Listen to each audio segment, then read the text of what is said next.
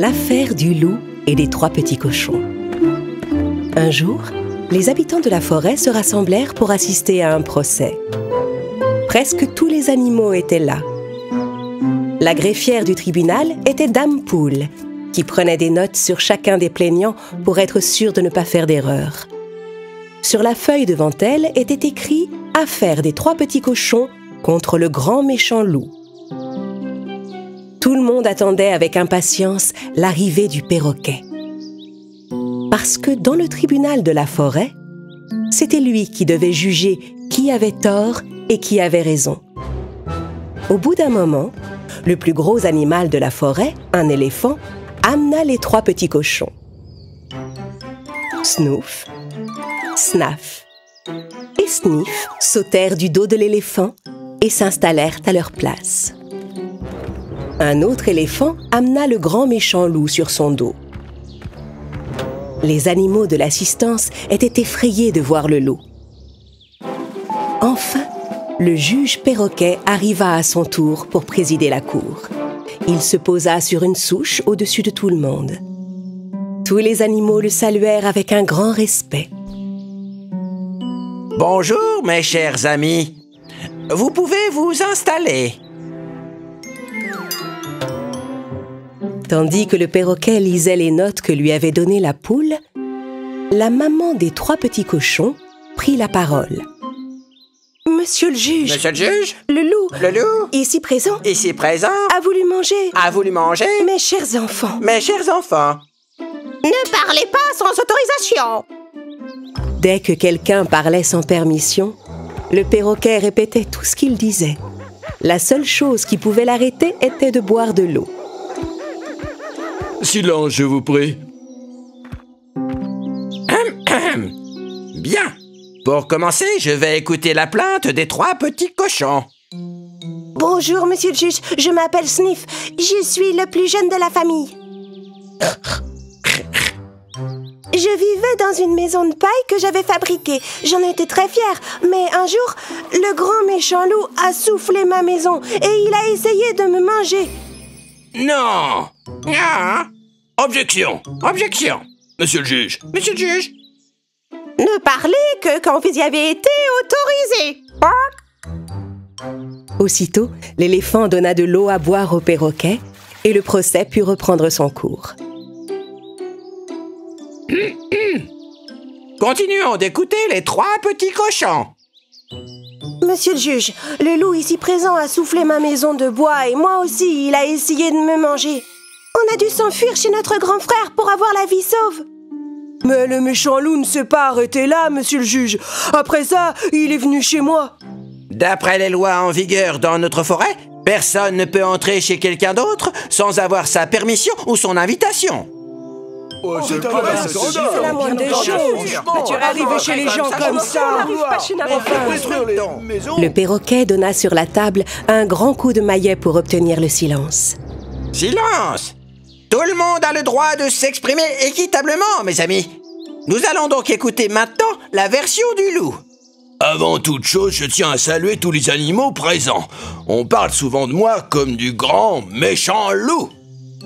Mais je vous assure qu'en réalité, je suis un très gentil loup. Les loups qui dévorent les plus faibles ne sont pas gentils. Les loups qui dévorent les plus faibles ne sont pas gentils.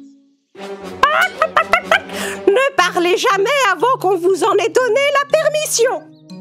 Le perroquet but une gorgée d'eau et le loup raconta sa version des événements. Le jour où ce regrettable incident est arrivé, je me suis levé très tôt le matin. Puis j'ai pris un bon petit déjeuner chez moi. Qu'est-ce que vous avez mangé exactement? J'ai mangé de délicieuses fraises avec des feuilles de châtaignier bien croquantes, monsieur le juge. Ensuite, je suis allé me promener dans la forêt. C'est là que j'ai vu la maison de paille du petit cochon Sniff. La maison n'avait pas vraiment l'air solide.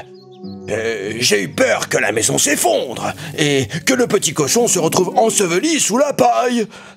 Alors, je me suis approché de l'entrée et j'ai dit au cochon que sa maison n'était pas assez solide.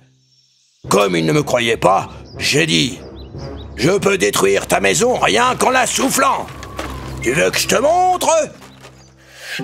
Et vous avez soufflé si fort que vous avez détruit sa maison, c'est ça? Oui, monsieur, pour prouver à ce petit cochon qui refusait de me croire que sa maison n'était pas assez robuste. C'est alors que j'ai remarqué une petite cabane en bois un peu plus loin. En m'approchant, je me suis rendu compte que cette maison n'était pas solide non plus. Et cette fois, il y avait 2 cochons en danger à l'intérieur. Oui, c'était ma maison. Et c'est parce que mon frère a eu peur de toi qu'il est venu se réfugier chez moi. Qu'il est venu se réfugier chez moi. Allons, cessez d'interrompre les autres. Désolée, Dame Poule. Continuez votre histoire, Lou. Écoute, cette cabane n'est pas assez solide. Je vais souffler dessus et ta maison sera détruite. Je lui ai dit ça par la fenêtre. Puis j'ai soufflé et la maison de bois s'est effondrée. Donc, vous avez aussi détruit cette maison pour montrer au petit cochon qu'elle était trop fragile.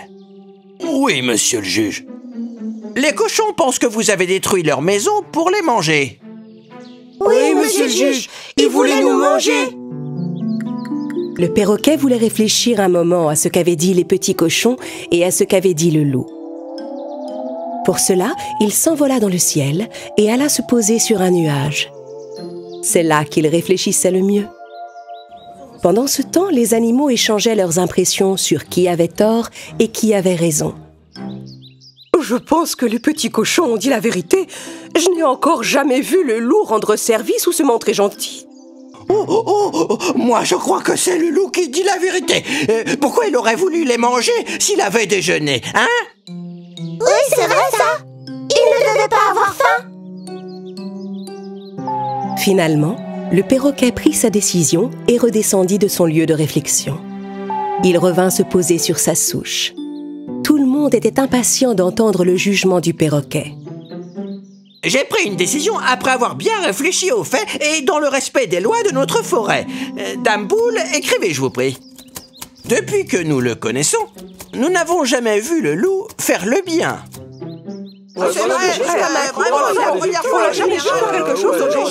Mais ça ne veut pas dire, évidemment, qu'il est incapable d'être gentil. Oui, peut-être, mais c'est juste que ça n'inspire pas vraiment confiance. Alors, j'ai repensé aux faits. Et les faits, c'est que les châtaigniers et les fraises ne poussent pas dans notre forêt. Ah, mais oui, c'est bien vrai.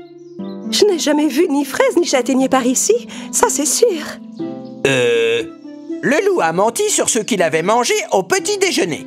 Sa version des faits est de toute évidence totalement fausse. Je condamne donc le loup à construire une nouvelle maison bien solide pour les 2 petits cochons. De cette manière, contrairement à ses habitudes, le loup pourra nous montrer qu'il est capable d'accomplir de bonnes actions. Merci, monsieur le juge.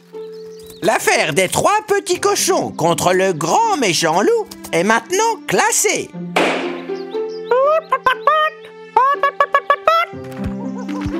Par ses mensonges, le loup avait démontré qu'il s'était mal comporté. À partir de ce jour, tous les animaux vécurent en paix, en respectant les règles de la forêt.